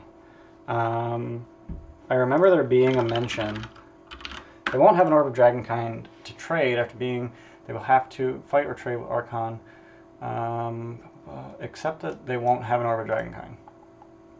What will they have? They do have the Crown of Tiamat. That is a good fucking point. They have the Crown of Tiamat. They have the Crown of the Dragon Queen. Krull would probably be like, Crown, give it. And then maybe they'll say, well, maybe lead us to Archon. Yeah, no, that's a very good point, Lunariah. They do have the Crown of the Dragon Queen. In fact, they have a decent amount of Tiamat's treasure. And in Chapter 1 of BGDIA, it says that cultists of Tiamat, the dragon cult, can sense that they have the Dragon Queen's treasure. So Krull would probably also demand the return of all of their monetary treasure, which I don't think my players would have a problem with, because they're feeling like their gold is pretty worthless, which I honestly can't disagree with them. Their gold is pretty worthless here, outside of Bernie the Barber selling magical tattoos, who obviously does not take soul coins. They also have a good chunk of soul coins, and in fact, if I recall correctly, if and when they defeat the bounty hunters, Infernal Bounty, she'll offer them 10 soul coins, her rope of entanglement, bolts of blindness, paralysis, and tracking. I'm trying to find, like, it says she'll offer them 10 coins, but I'm wondering how many she has. Oh Jesus, what did I do? PDFs are terrible. Yes, absolutely. I believe that Krull would demand it. He would definitely demand the return of the crown. And then, honestly, I think Krull would recognize that their information might be valuable. Since they have the crown, obviously they know something about Zariel, since they would have had to steal that crown from the Cult of the Dead 3, who, you know, the Cult of the Dragon knew stole the crown. So I think Krull would demand the return of the crown and then invite them to the Monument to Tiamat, knowing that they're essentially walking into the Dragon's Den. I was going to say Lion's Den, but they're walking into the Dragon's Den because there's scores of Abishai. And then they're on, like, really precarious situation, you know, where they've been invited here and everyone knows if they don't do exactly what we tell them to, we're just going to murder them. So I think that's actually probably the best way to run this is, you know, essentially just pretend to be nice to them. Yeah, I think that's probably how I'm going to run it. Yeah, fuck over the crown. Now. So they are level 9 right now, which is where they're supposed to be at this part of the game. I am curious what the actual book says. Archons Tower for characters level 9. Tiamat's Monument for characters level 9. They are level 9 right now. Most likely they'll get murdered for... Yeah, they'll probably say the wrong thing. They always do. But they're going to be there on their war machines and they probably just drive the fuck away, and then maybe Archon gives chase on his Devil's Ride, which is faster than them. And, you know, he can just throw fingers of death at them. Like, throw a slow at them. I think Abaddon might actually be the... I mean, he is the most charismatic, statistically, but I think he's the most diplomatic out of them. Blanket has a tendency to say stupid shit. Yeah, so that's probably how I'm going to handle that. So then the other ones, the Obelisk. So Uldrak's Grave, we kind of already discussed that. You know, Uldrak will say, yeah, I have to kill a dragon, which is bullshit because I'm a Spine Devil. But then, yeah, I'll turn into a Pit Fiend when I'm done. And if I do, I'll give you my blood. Or what, you know, when the curse is broken, I'll give you my blood. And he's not. He is a devil right now. Yeah, Fulg is the charismatic one. I might be retarded. Yeah, no, the reason I was thinking that Abaddon was the most charismatic was because when they found the Holy Avenger, I went through all their character sheets and I was like, okay, who is closest to actually being able to multi-class Paladin? And I realized Abaddon was only 1 ASI away, whereas everyone else was at least 2 ASIs away from multi-classing. And just now I was just like, oh, okay, well, you need 13 charisma to be a Paladin, and he was the only one close. So he obviously has the highest charisma, but the problem with Fulg is he has 8 strength. So he would need plus 5 strength before he could get the multi-class, because Paladins also need 13 strength. So yeah, Uldrak will say, I'm a Spine Devil. To break the curse, I need to kill a dragon. Can you help me? I'll turn back into a Pit Fiend, then you can take my blood. And since he's a brand new devil, he doesn't know how to make deals so good. So he'll actually fuck up the deal such that he has to give them his blood even though he doesn't turn back into a Pit Fiend. The insight of that could make or break. Yeah, I mean, it could. Yeah, sure. What's the Spine Devil's charisma and or deception? Trash. Super trash. But none of the players have good wisdom, so yeah. You know, worst case scenario, they talk to Uldrak, they go, fuck that guy, kill him, and then they go to Archons Tower, like they were planning to in the first place. But basically what I'm trying to get at is, like, they have a number of ways forward. So if they bulk at Archons Tower, I don't want to deal with Tiamat, then Red Ruth goes, oh, okay, well, I mean, this thing tells me about a demon too, like, just go to this Obelisk thing. Right, devils can omit the truth, but they have a hard time outright lying in some lores. I don't think this lore has that limitation. They can lie all they want, but Uldrak isn't a, like, he doesn't have eons of experience being a devil, so he's bad at it, and he's equally bad at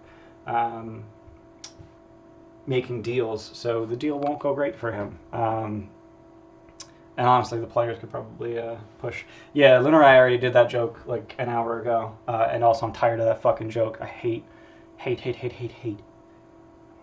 that joke. And I really have very little respect for, what's his face? I don't remember his name. The dude who did that video.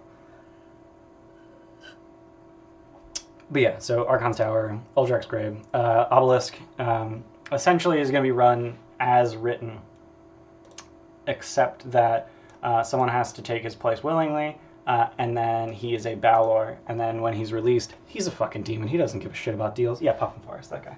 I actually think the one thing he did right was that the Nalfeshni really is not a major threat. Horror Nimbus, woo, frightened. It's, I mean, 5d10 plus 5, that is actually, okay, that's actually pretty, that's a pretty big hit. 3d6 plus 5. Yeah, I mean, it hits pretty hard, I guess. I will never understand why creatures have teleport as an action option. Why do I have little respect for him? A lot of his videos are really stupid. The Obelisk one is just factually incorrect. He says it requires like a he's just like, oh yeah, it's like super easy to tip over. But it requires a combined strength of 60 to tip. So that's just factually incorrect.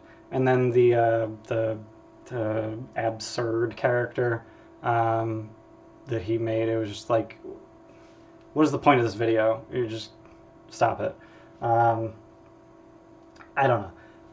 I think it started out as a mild dislike, and then people kept asking me, and it just sort of galvanized into a hatred.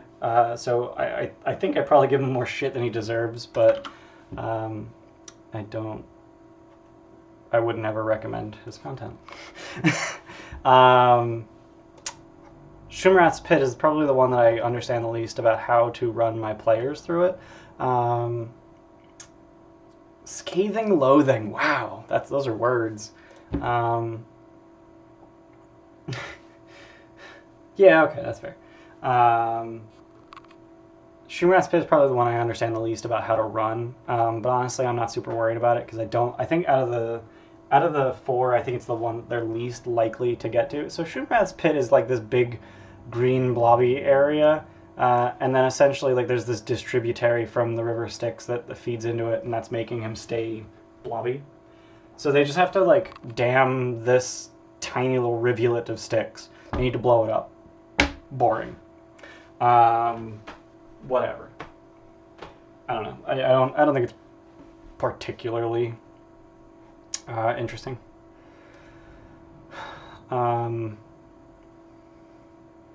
They are likely to drive past it though. What's interesting is that literally every place they want to go to is on the way to Archons Tower. Like they drive over the pit of Shroomrath, right past this big ass obelisk, and then they cross the Styx, or maybe they don't. Who knows? And then go to Archons Tower. I might actually just say delete the pit of Shroomrath. Like that's the easy way out. Like just don't mention it. Don't ever give them an opportunity. 3 options is plenty. Even though 2 of the options end up in the same place. I want to give them the illusion of choice. I want to make them feel like they have the option to say no, the option to choose where they want to go. Are they going to see a dragon gliding? I feel like that's a reference, but I don't know what you're referring to, Shadows.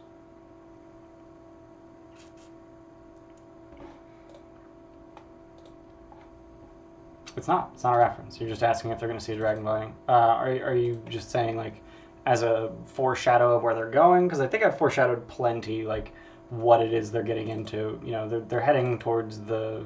yeah, this is foreshadowing. I think I've foreshadowed it plenty. Like, they're going to see the champion of Tiamat. If they don't put 2 and 2 together and realize, yeah, there's probably going to be dragons, yeah, I don't think I really need to hold their hand there.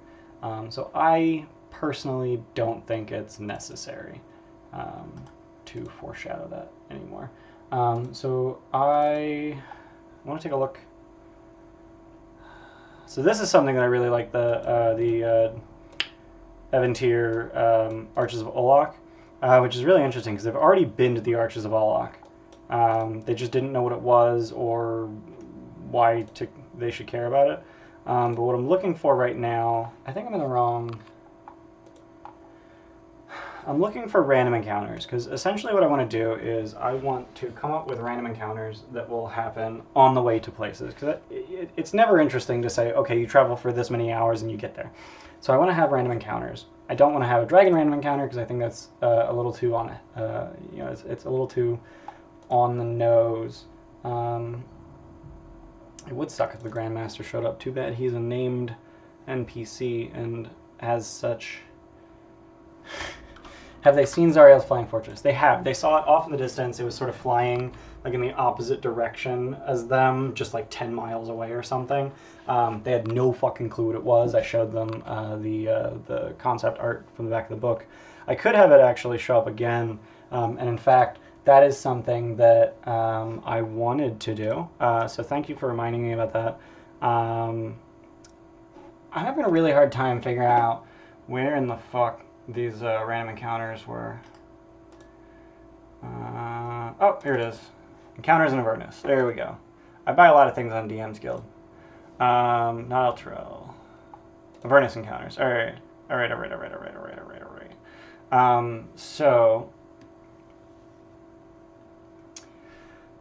Actually, I think what you're referring to, Shadows, is what I wanted to do. So they're going to run into the...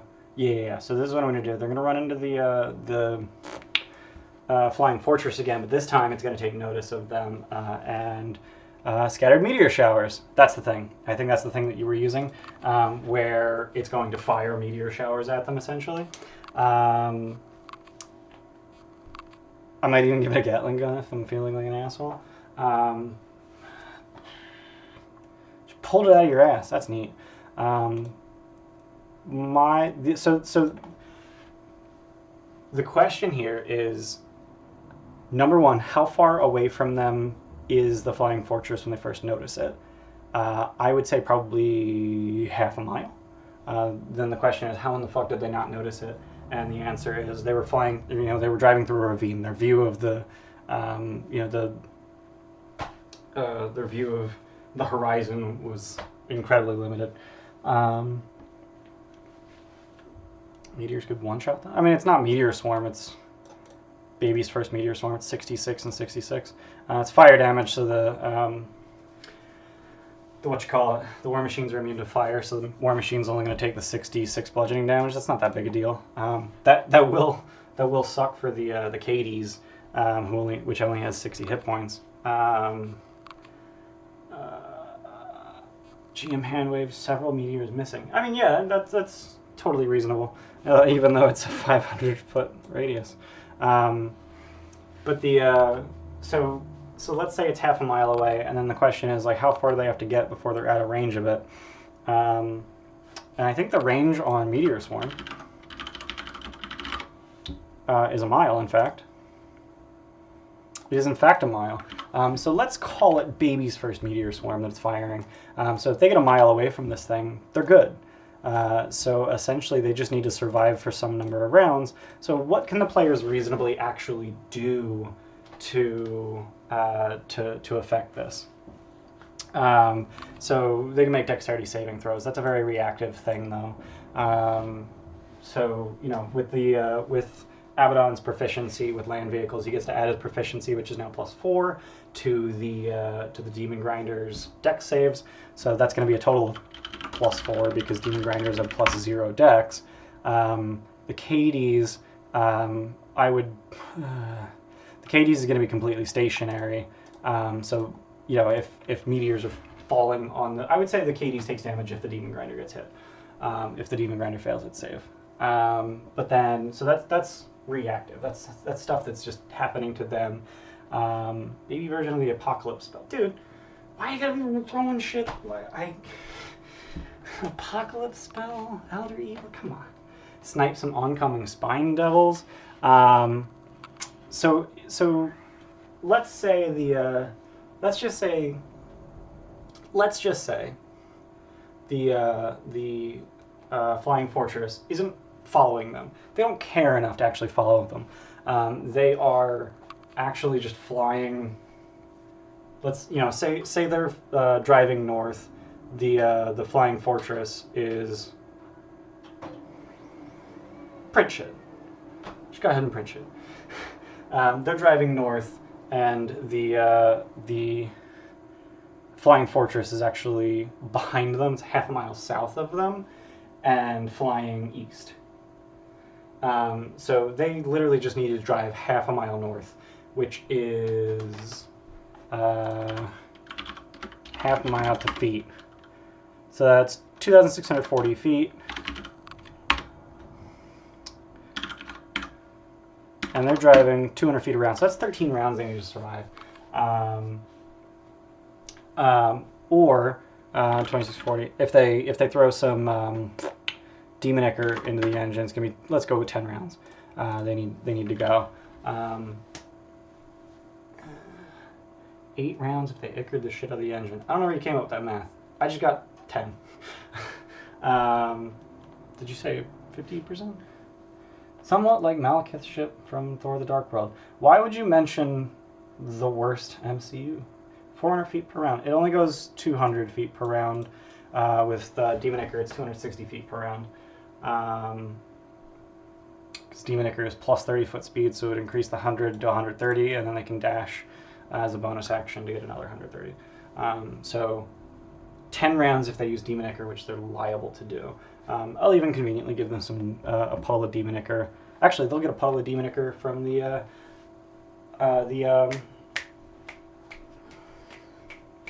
Master of Cruelties. He'll turn into Demon Ichor if and when they kill him. Last session, I ruled that Action Surge would allow them to double dash on an Infernal War Machine. I had a conversation on the Vernus Discord. Oh, they have 4 bottles of Ichor. Good to know. Right, they bought them at Ichor's Away. I had a conversation on the Avernus Discord, and we determined that you cannot action surge dash an Infernal War Machine. Mostly because it doesn't make sense that you acting faster allows the vehicle to move faster. Like, pedal to metal is pedal to metal. But also because the dash is a bonus action, and there's no way to take two of those in one turn. So let's say it's throwing some scattered meteor showers, give it some % chance of failure, and then they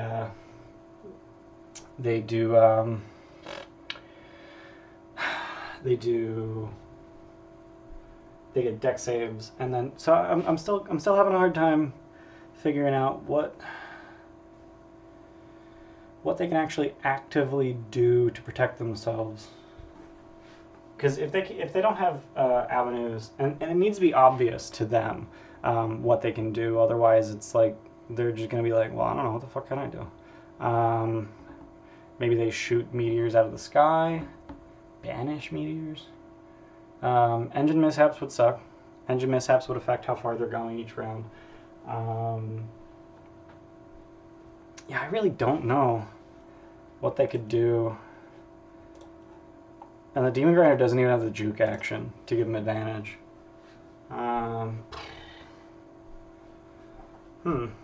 What could they do as a counterplay? Could counter anti-aircraft the meteors. Change the damage to be all fire. That would make their war machines invincible. Moving to cover, hide in a gully. Yeah, the driver could take cover. The players also have a lot of resistance to fire. 2 of them permanently, and 2 of them with absorb elements.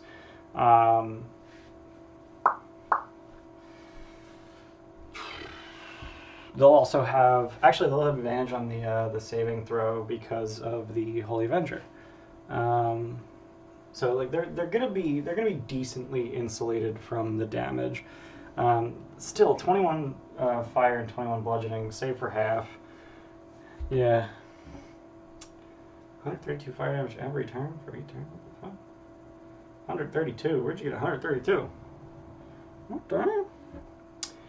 Could do help bonus the machines. Each one but the driver can add an additional +1 to the vehicle save if they come up with something interesting to help. Yeah, could do that.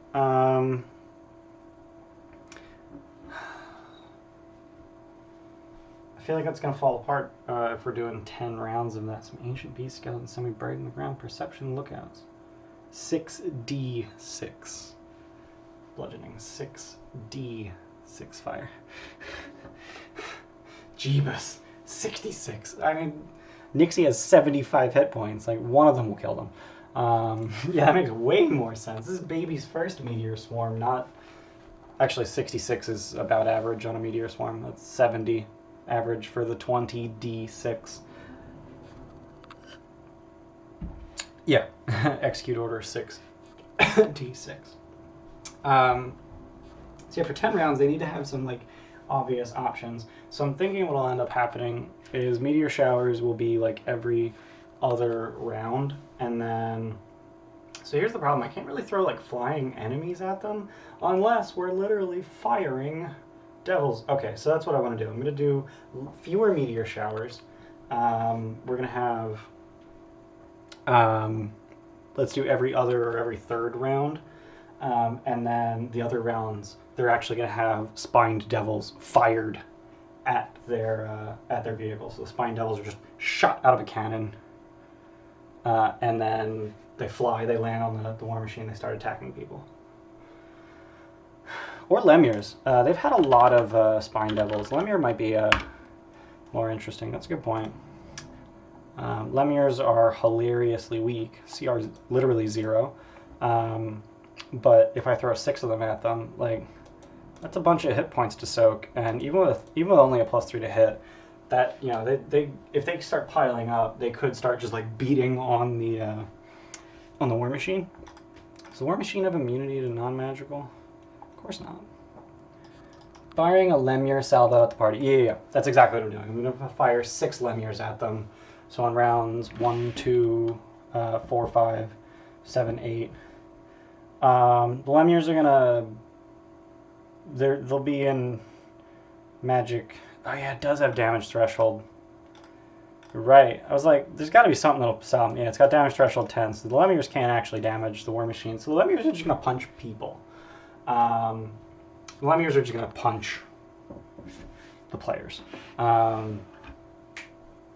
Okay, so with 3 Meteor Swarms, yeah, I don't want them to die. I would say the Lemures are in some kind of pod that just, like, I don't know. We're going to suspend disbelief. The Lemures land, like, they just, like, blob onto it and they don't take fall damage. I don't know. They're immune to falling damage. Whatever. So they're essentially just going to run around and punch people on the War Machine. And even though they don't have one, I'm going to give them a climb speed. These are anti-War Machine Lemures. So with 3 Scattered Meteor Showers, it's going to do a total of 18 d6 bludgeoning damage with 3 saves to have it. And it will do the fire damage too. That's going to be gnarly for the players. I don't know about 6 Lemures per round though. Maybe 4. No, because it's got to be 6. It's got to be 6 because with 13 hit points, if like that dies in 1 hit. 1 d6 isn't enough. I would say 2d4. Nah, 2d4 is probably too many. I'll just do 6. We're gonna do 6 Lemures around. Fulg can hop in the Cadies and start clawing 3 of them per round. Nixie can fire her gun and a cantrip at 2 of them. Blanket's going to have a hard time killing more than 1 at a time because he's really good at killing one thing. And Abaddon's mostly just going to be driving, so they can easily kill, I would say, 5 per round. So let's go with 6 of them per round. Noxie doesn't exist again. Noxie doesn't exist anymore. Better anti-War Machine be Gremlins? So these aren't like anti-War Machine. These are like anti-people in War Machines. They exist to remove the War Machines. Oh yeah, hopefully the party's resisted the fear from the vehicle for the day. That is something I mentioned to Steph between sessions. But that is something, I will bring that up because they fire rust monsters. What? Now you got me thinking. Now you got me thinking.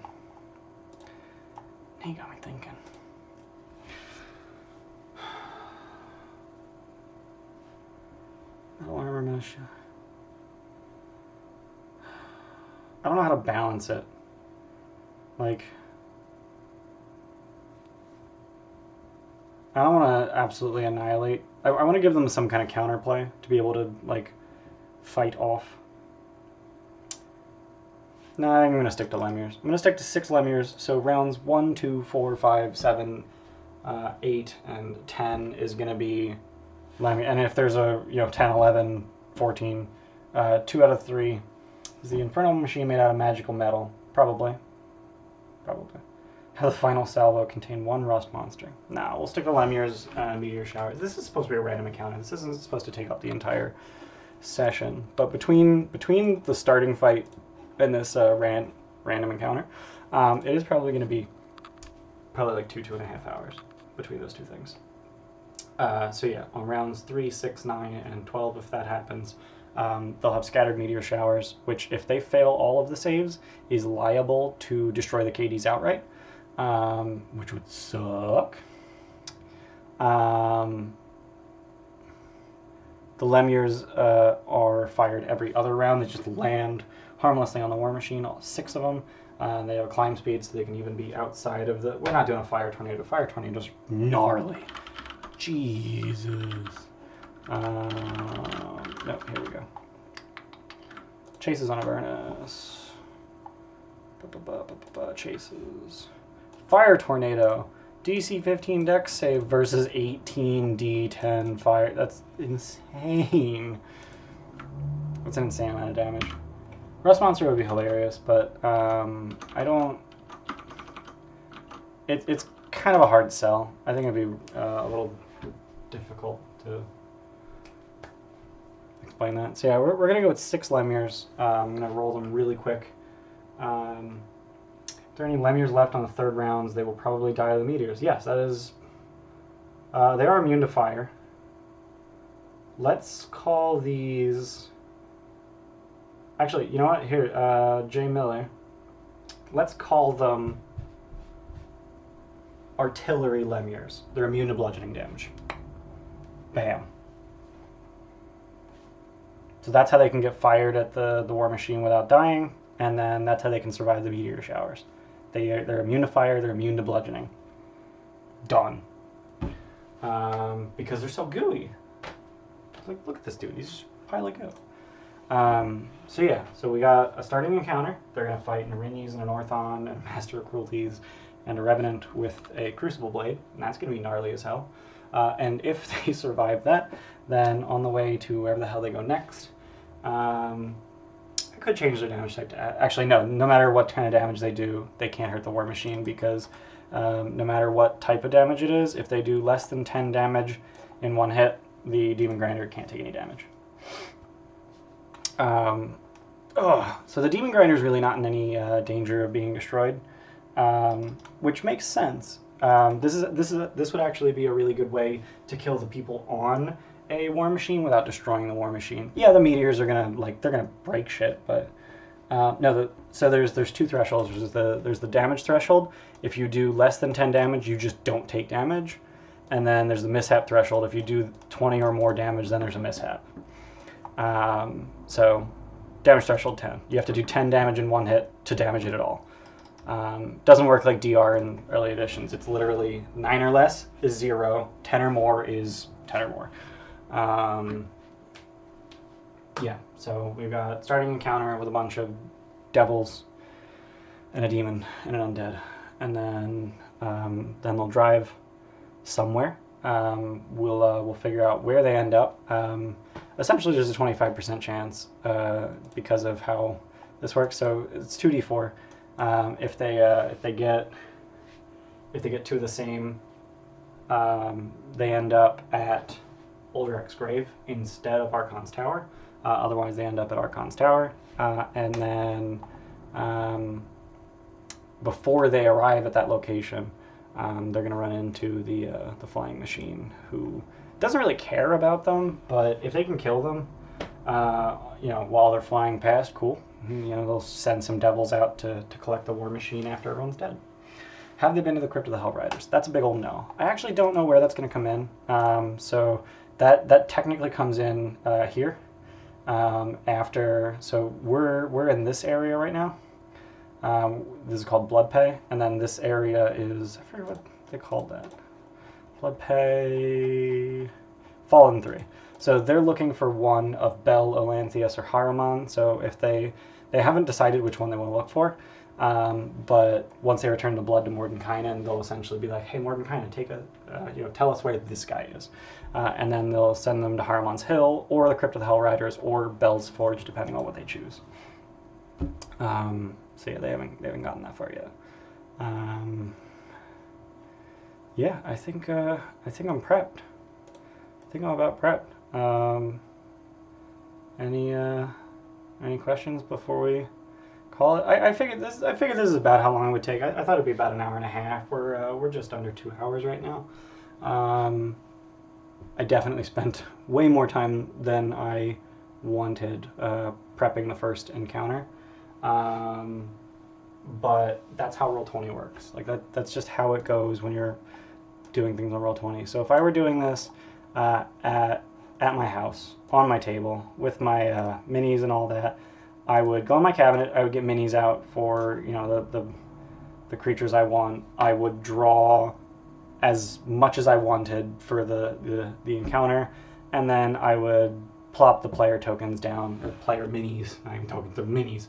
Plop the player minis down when we're about to start the encounter, but we can do. So I spent... It's really frustrating, because this is super underwhelming. This isn't even a lot of setup, and it's just I whinged and went back and forth and fiddled and battled, and just Roll20 takes forever to set up. But if I was doing this at home, I would just draw some lines on my table and call it a day. Yeah. So hope you guys enjoyed this stream. If you guys like this, please join our Discord. I don't know if I'm going to be putting these videos on YouTube, but if you are watching this on YouTube, check out our Twitch. If you're on Twitch watching me right now live, or watching the VOD, check out our YouTube. If you're on either, check out our Discord. We talk. Hi AJ, thanks. I love you too. That's cool. I'm glad you find these super helpful. Check out our Discord. Check out our Twitter. We do announce things on both of those regarding our stream. We actually have we have an announcement for Wednesday. I'm not going to spoil it here, but I do want all the other players. Well, I want Steph to be there when we announce it because she's cool and she's my wife. So join us Wednesday for our 19th session of the Guild Troll Plays Baldur's Gate Descent into Avernus, where we will show off all of the content that I've just prepped, and most likely some other content that I didn't prep, because that's how players work. Thanks for watching, guys. Bye.